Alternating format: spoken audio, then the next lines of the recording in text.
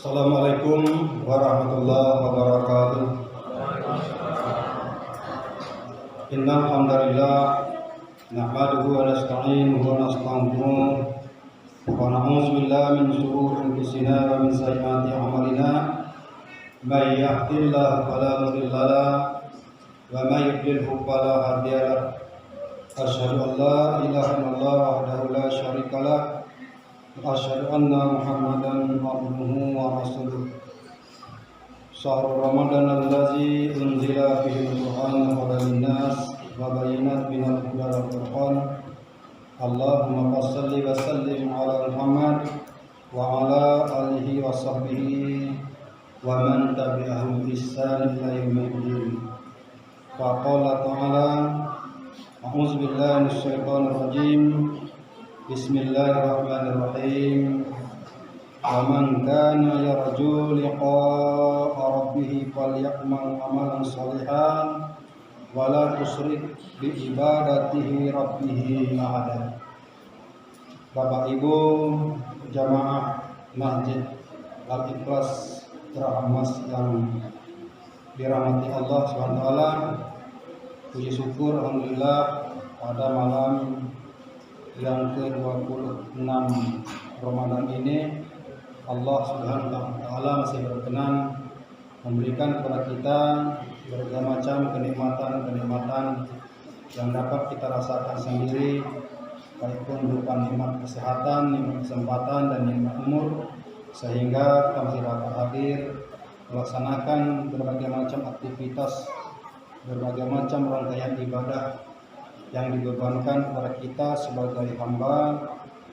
Maka dengan demikian, dengan tiada henti-hentinya kita bersyukur kepada Allah Subhanahu wa taala. Di dalam surah Ar-Rahman, Allah Subhanahu wa taala mempertanyakan kepada kita 31 kali, lalu nikmat yang mana lagi yang engkau dustakan. Bapak Ibu yang dimuliakan Allah Subhanahu wa taala, karena kehadiran kami di mimbar ini sudah yang keempat kalinya, berarti itu sudah mendekati Lebaran. Tentunya kami mengucapkan terima kasih kepada segenap pengurus Masjid Al-Ikhlas yang telah mempercayai kami untuk membebani sama-sama memikul risalah dakwah dalam rangka untuk memberikan pemahaman kepada masyarakat, kepada jamaah. Itu kami ucapkan terima kasih, dan masih banyak kekurangan jauh dari kesempurnaan yang kami lakukan. Bapak Ibu dimuliakan Allah Subhanahu wa taala, kajian kita, kultum kita pada kesempatan ini melanjuti daripada materi yang telah lalu. Ibnul Qayyim rahimahullah menjelaskan ada 10 yang membatalkan syahadat. Kemarin sudah dibicarakan tentang hal-hal, yaitu orang-orang yang mengambil pertolongan atau perantara di dalam hajat hidupnya kepada Allah Subhanahu wa taala. Itu sudah kita kupas pada waktu yang lalu. Dalam kesempatan ini adalah yang membatalkan syahadat seseorang adalah poin yang kedua, mengambil perantara dalam beribadah kepada Allah Subhanahu wa taala, seperti contohnya orang-orang dahulu, orang-orang Quraisy, orang-orang Yahudi. Mereka mengambil orang-orang alim seperti Manat, Hubal, Lat, Uzza. Mereka buat patung, lalu mereka minta tolong kepada patung itu supaya mendekatkan mereka kepada Allah Subhanahu wa taala. Berwasilah kepada orang-orang yang sudah mati dalam beribadah kepada Allah, berwasilah kepada wali-wali yang sudah meninggal, kuburan-kuburan yang dianggap keramat, orang-orang yang alim yang sudah meninggal, seperti biasanya yang terjadi di belahan Nusantara. Mereka mendatangi tempat-tempat tersebut, lalu mereka berwasilah untuk mendekatkan diri kepada Allah dengan memakai daripada wasilah tersebut. Maka kalau kita ingatkan kepada mereka, pasti mereka berkilah. Dijelaskan oleh Allah Subhanahu wa taala di dalam surah Az-Zumar ayat 3, "Mana'buduhum illa liqarribuna ilallahi zulfa." Kami bukan menyembah mereka, itu kilah mereka. Kami bukan menyembah mereka, melainkan supaya mereka mendekatkan kami kepada Allah dengan sedekat-dekatnya. Ini kilah mereka, dalih mereka. Maka mendatangi hal-hal yang demikian itu disunahkan oleh Rasul cuma dua. Yang pertama, kita mendoakan mereka, dan yang kedua, mengingatkan kita akan mati. Bukannya kita untuk melaksanakan ritual ibadah di tempat-tempat yang dianggap keramat, di makam-makam wali tersebut. Maka Rasulullah SAW mengingatkan, berlindung kepada Allah Subhanahu wa taala di dalam hadisnya, Allahumma la taj'al qabri wa sana yu'badu asaddu gadabillah ala qaumi ittakhazu qubur anbiya'ihim masajid. Kata beliau, ya Allah, jangan kau jadikan kuburanku, kuburan para nabi, dijadikan tempat beribadah.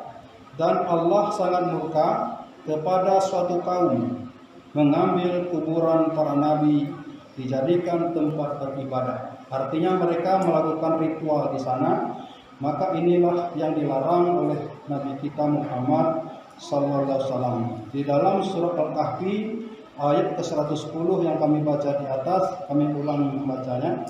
Faman kana yarju liqa rabbih falyamal amalan sholihan wala tusyrik bi ibadi rabbih ahada. Artinya, barang siapa yang ingin berjumpa kepada Tuhannya, hendaklah dia beramal soleh.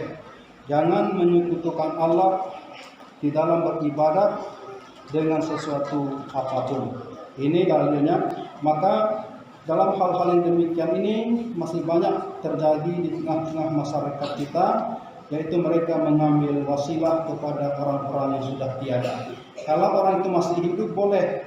Zaman Rasulullah SAW datang orang Arab gunung karena kemarau panjang, lalu mereka menghadap dengan Rasulullah, wahai Rasulullah, doakan karena ternak kami sudah banyak mati karena kemarau panjang.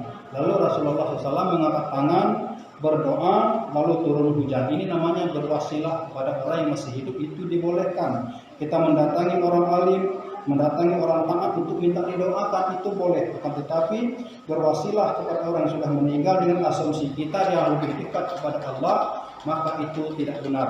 Karena kullu man 'alaiha fan, setiap yang fana di dunia ini semuanya akan hancur. Semuanya yang ada di dunia ini adalah fana, semuanya akan hancur. Bapak Ibu yang dimuliakan Allah Subhanahu wa taala.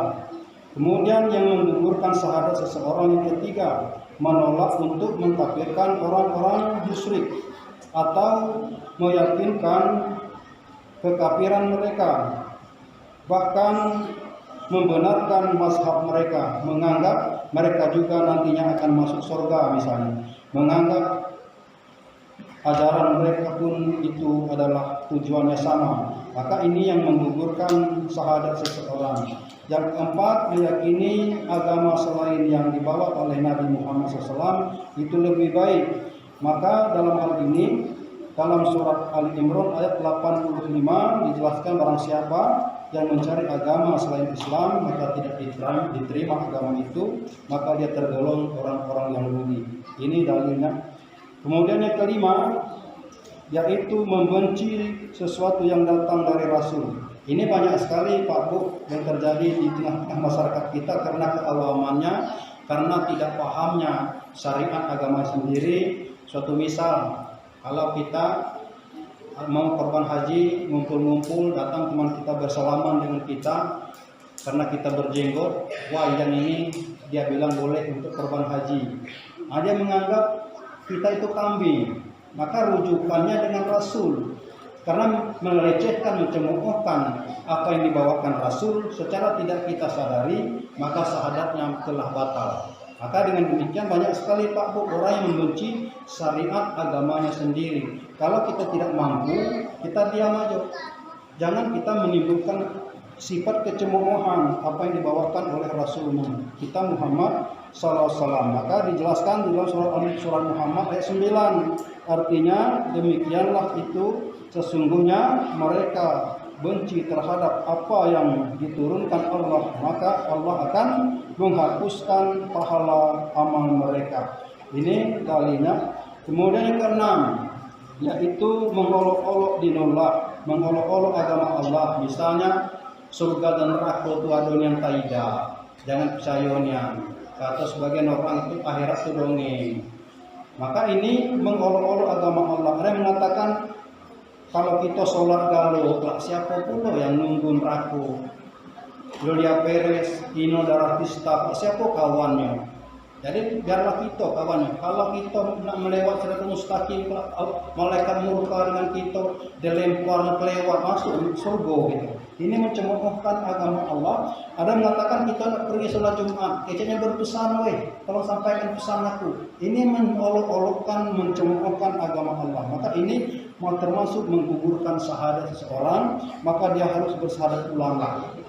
Kemudian dijelaskan oleh Allah Subhanahu wa taala orang-orang yang demikian di dalam surat At-Taubah surat ke-65 dan surat ayat 65 ayat 66, artinya katakanlah, apakah dengan Allah ayat-ayatnya dan rasul-rasulnya berolok-olok tidak usah kamu meminta maaf karena kamu kafir sesudah beriman. Artinya dia sudah beriman, dia telah mengatakan hal-hal yang menggugurkan syahadatnya. Kemudian yang ketujuh, mengajarkan ilmu sihir. Ini tidak dibenarkan. Misalnya kita belajar ilmu sihir untuk merusak rumah tangga seseorang karena suaminya nilainya 55, istrinya nilainya 80, lalu dirusak supaya jadi dengan kita. Biar suaminya, istrinya benci dengan suaminya dan sebaliknya. Ini tidak dibolehkan di dalam Islam. Kemudian yang ke-8 yaitu membantu orang-orang kafir untuk memusuhi Islam, berkasih sayang terhadap orang-orang kafir dan saling membenci, saling bertolak belakang dengan orang-orang Islam. Ini dalilnya surah Al-Maidah ayat ke-51, artinya barang siapa di antara kamu mengambil mereka orang-orang musyrik menjadi pemimpin, maka sesungguhnya orang itu termasuk golongan mereka. Ini sebagai dalilnya, sesungguhnya Allah tidak memberi petunjuk kepada orang-orang yang zalim. Kemudian ke-9 yaitu beranggapan manusia boleh tidak mengikuti syariat Rasul. Ini kekeliruan yang sangat besar. Karena amal ibadah seseorang harus beriktibar dengan Rasul. Sah atau tidaknya, baik atau tidaknya, ibadah itu harus dengan ukurannya. Tolak ukurnya adalah sunnah. Dijelaskan di dalam surah Ali Imran ayat 31. Qul in kuntum tattabi'uni yuhibbukumullah wa yaghfir dzunubakum. Qul wahai Muhammad, katakan kepada hambaku, jika dia mencintai aku, ikutilah engkau terlebih dahulu. Ini tolak ukurnya adalah mengikuti Nabi. Dalam surah An-Nisa ayat ke-80, wa man rasul fa'atullah, barang siapa mencintai Rasul berarti dia mencintai Allah Subhanahu wa taala. Maka tidak benar orang yang ingkar sunnah, meninggalkan sunnah, hanya berpegang kepada Al-Qur'an saja. Maka ada yang mengatakan dalam Al-Qur'an kan tidak ada perintah sholat 5 waktu. Memang tidak ada. Cuma itulah gunanya Nabi untuk menjelaskan. Sebagai contoh, dalam Al-Quran diperintahkan orang berhaji itu tawaf. Tidak diceritakan berapa kali tawafnya. Maka Nabi menceritakan 7 kali tawaf. Maka itulah gunanya Nabi untuk menjelaskan apa-apa yang disampaikan oleh Allah Ta'ala, sifatnya masih bahan bakunya. Ada ayat-ayat muhkamat, ada ayat-ayat mutasyabihat, perlu ditafsir, perlu diterjemahkan. Maka Bapak Ibu yang dimuliakan Allah Ta'ala, yang terakhir adalah murtad, keluar dari agama Islam, maka syahadatnya telah gugur. Maka inilah yang hal-hal yang membatalkan syahadat kita bagi seorang muslim. Maka berhati-hatilah dalam hal-hal untuk menyingkapi, memahami hal-hal yang akan menggugurkan syahadat kita, termasuk kita melecehkan syariat kita sendiri, melecehkan agama kita sendiri, membenci syariat kita sendiri yang diajarkan oleh Allah Subhanahu wa taala kepada rasulnya. Semoga demikian, jazakumullah khairan katsiran. Assalamualaikum warahmatullahi wabarakatuh.